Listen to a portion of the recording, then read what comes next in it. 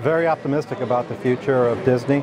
I think today's earnings very much affirm the strategic strengths of Disney for the future. You look at it from a standpoint of the studios performance as well as the parks performance. That's all IP, and Mr. Iger spoke to that, as well as clearly the leadership position with sports with ESPN's results. But again, I would say all very affirming for the future strength of Disney. Jim, do you think Netflix will be quaking in their boots when you hear Bob Iger's clear commitment to direct-to-consumer and you add to that the huge library they already have, the balance sheet he has, the cash flow he has that Netflix lacks? Yeah, I don't think Netflix management's going to be losing any sleep. I think the question is, Netflix is a market leader here already. They have a big first mover advantage already, but the real question is how much room is there for these streaming services? Certainly you've got a very successful Netflix, you've got Amazon in the space, you've now Disney moving in, Hulu is there.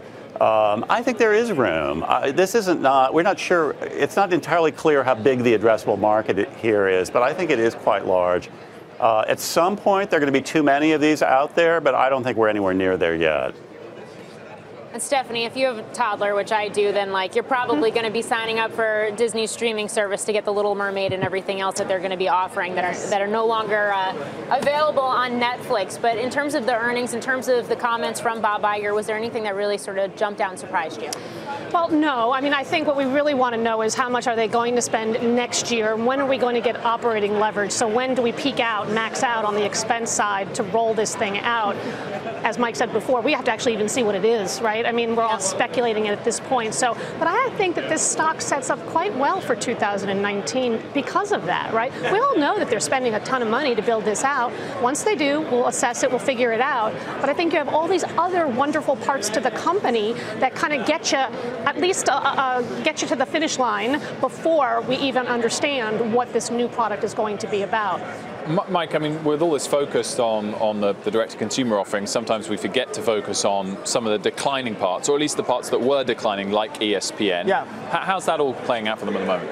I mean, obviously, it has peaked. And I do think that the question has always been exactly how fast is that revenue going to trail off. But that's an advantage, too, if you're talking about going up against the other direct-to-consumer content plays, just because they do have this kind of residual tremendous cash flow coming from this one part of the business. There are synergies. You're a content factory already for one, and you can be that for the other. So I agree with Jim in terms of there's no way it's a zero-sum game in terms of choosing one entertainment app over another.